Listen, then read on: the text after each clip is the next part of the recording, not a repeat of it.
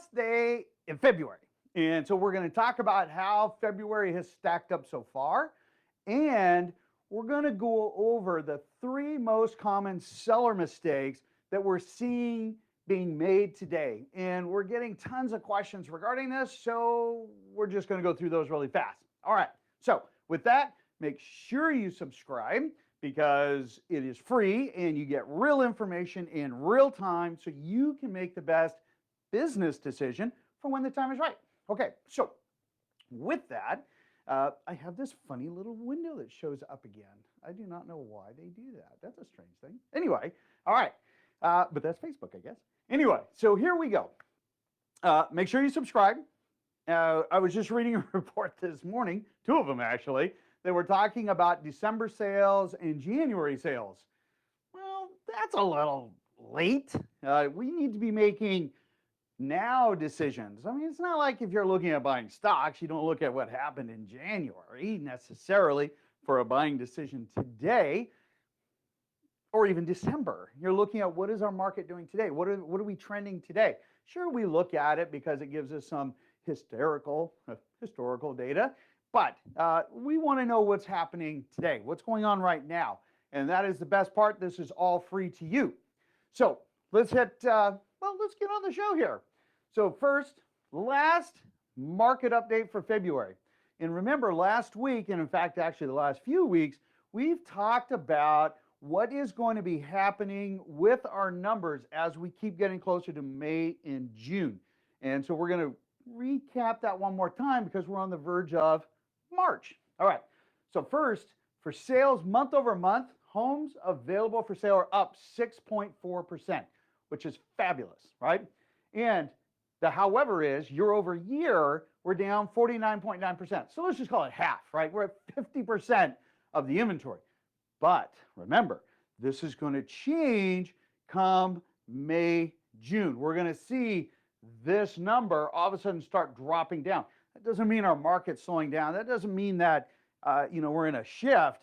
That just means that we're starting to catch up to the point where last year, May, June, when you started really drawing down inventory that was available and comparing it year over year, that is now going to start to normalize. We're going to start seeing a real comparison of year over year because our inventories are so low, because we're only at 2 weeks of inventory, for heaven's sakes, right? Okay, now new on market up 30.2% month over month. We're up 6.8% year over year.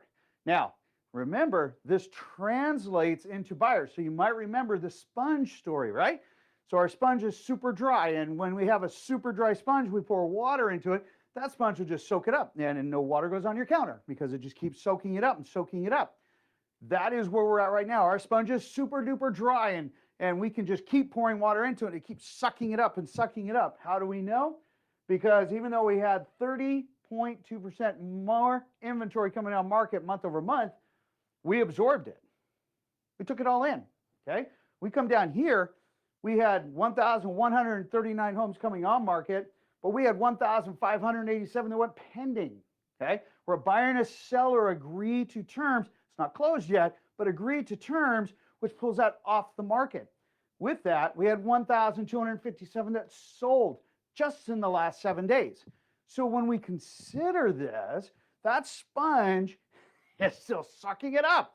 This number can still be higher without any slowing down because we have such a pent-up demand with buyer demand. Why? Because of our rates are still low. Yeah, okay, so they came up a little bit. Whatever. It's a nominal amount. Still amazing rates. The best part is, it's like the stock market. They're going up and down every single day. Today, they're 3%. A couple of days ago, it was 2.8. Next week, it could be 2.7 again. Up and down. You just got to keep an eye on it. All right, pending. Up 10.9% year over year. Solds. Month over month are up 12.8% and 17% year over year, which is still that trend that we're looking for. Now, again, come May, these numbers are going to start to look a little bit different because, again, we were drawing down inventory. Buyer demand had definitely shot up, and we're still seeing that massive buyer demand. Okay. So do we expect this to continue carrying through second quarter, third quarter, fourth quarter? The answer is yes. And we will continue to see this pent-up demand. We only have about 2 months or 2 weeks of inventory that is available. So as an example, when we talk about this, this number right here, we only have throughout the Northwest MLS about 3,800 homes available for sale. We are typically in the 11,000s, okay? And that gives you a little bit more perspective of where we're at. We've seen as high as 14, 15, 16,000 homes available at any one time. And we're at like 3,000, I think it's 3,800-ish homes that are for sale. Let me grab my handy dandy chart. As of today, 3,440. Now, let me show you something here. Marie will post this. Okay, so when we take a look at this number, okay, whoop, there we go. This is normally what our market looks like, okay?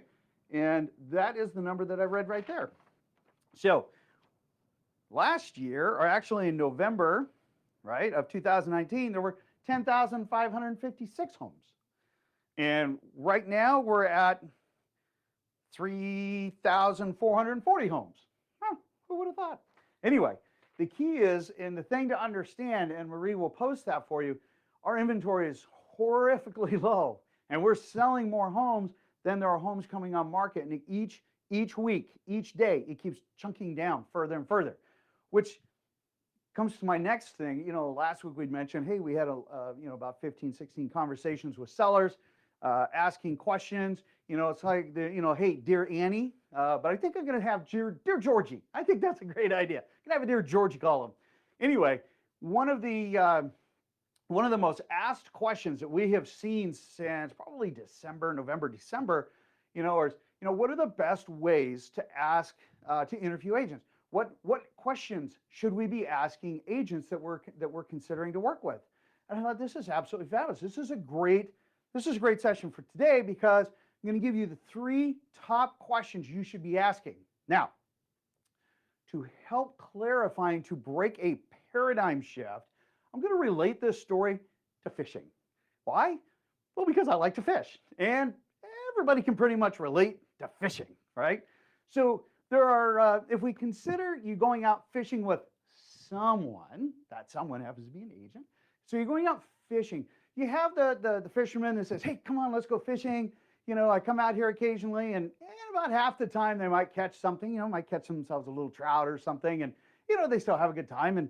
And sometimes they're successful and sometimes they're not. Okay.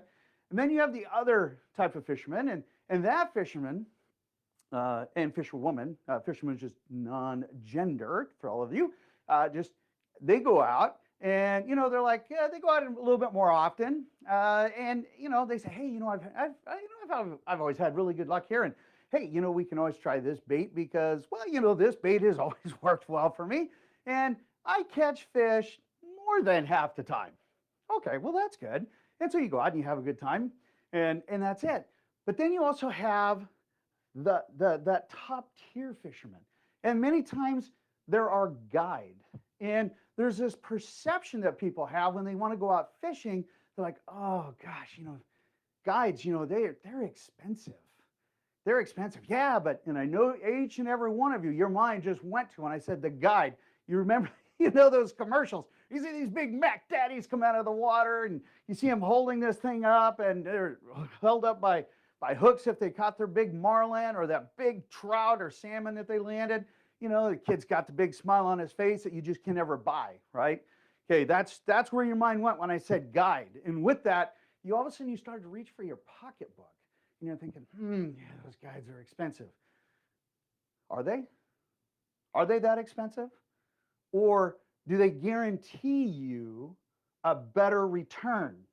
Does this guide know the waters? Do they know exactly what the fish do, where they hide? What does it take to attract that fish? To attract more fish, to have more opportunities, bigger opportunities. So that perception of, hey, I'm going to save money, and I may or may not catch a fish. I might catch something small. I dream about catching that big one. when the guide actually gets you there. And that is a paradigm shift I want you to understand before we go through these 3 top questions you need to ask if you are a seller interviewing today, especially if your home expired and you are looking at going back on market, which happens, okay? So let's go through the 3. Going to be really fast, even though my fishing story was fun. All right, here we go. 3 seller tips for you to ask. Show me the book of buyers. Every single agent worth their salt that you should be interviewing, and the only ones you should be interviewing are agents that consistently attract buyers on a daily basis. It's almost like they were looking for a buyer for your home before you ever met. Absolutely super important. Why? Why would you wait for an agent that's going to look for a set of buyers after they sign a listing agreement? You need somebody who's proactive in the market, somebody who's out there looking for buyers consistently every day to match that for your home, because that is a system. They have a system in place to accomplish that goal. Question number 1. Number 2, what marketing do you pay for? I'm not talking about putting it in the Northwest MLS. It goes out to your big franchises, whether it's Zillow or Trulia or Realtor.com or Redfin. It automatically goes there. That's not marketing, okay? To go out to other real estate companies on their IDX, that's where people go and search on company sites to look at homes. That's not marketing either. We're talking about proactive marketing, spending dollars, pulling out the wallet, and showing how you can drive traffic to somebody's home to create the greatest number of eyeballs, to gather as that guide, to gather the greatest number of fish for you to take a look at so you can choose the biggest and the best one to go home with. That is critically important and a differentiator. Anybody can put their listing in the MLS. Heck, you don't even need an agent to put your home in the MLS. But you're looking for the people that attract the best buyers, the greatest number of eyeballs on your property, which translates into saving tens of thousands of dollars. And that is a massive shift, okay? Keep that in mind. Next one, what guarantees do you give me? Other than giving me this pie in the sky price, it's interesting how many sellers we interview and they say, well, George, you say my house is worth $800,000. Just going to grab a number. But this other agent says they can get me $860,000. I mean, okay, I understand that. Did they justify it to you? Can they prove to you, other than saying, oh, this market's crazy? You can put your home on the market and get anything for it.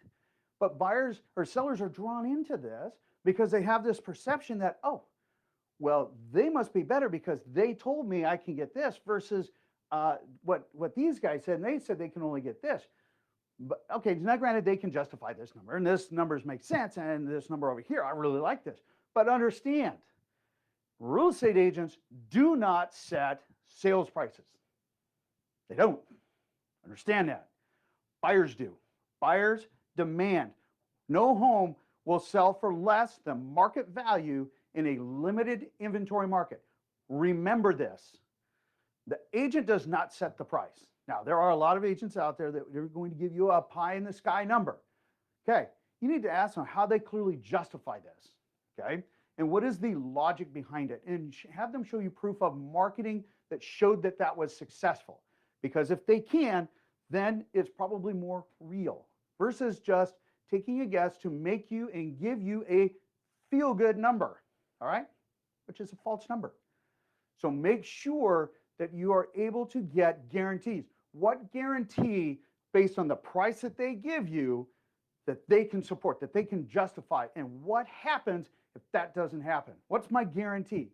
What's my price guarantee? Why should I work with you above all other choices, including doing nothing at all, right? That is what we answer every single day, every day. And why? Because you need to have a guarantee. How do you protect my family's equity?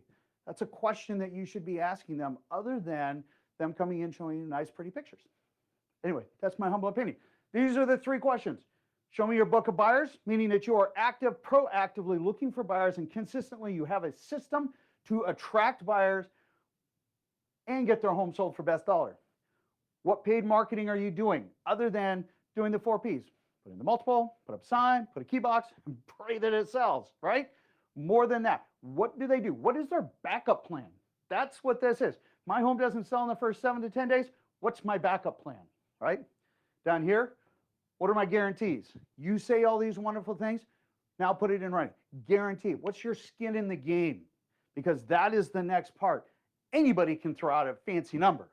Do not get caught in the fancy number. It needs to be justified. What skin in the game do they offer to ensure that you're getting the best service other than an apology later that you need to reduce the price? Because yes, that's why there are expired listings even still today. With that, you guys have a beautiful day. If you have any questions, leave them up there for us. We're always here, no strings attached. Make sure you subscribe, hit the little bell, and remember it's free, so share it. In the meantime, you guys have a beautiful day. Take care.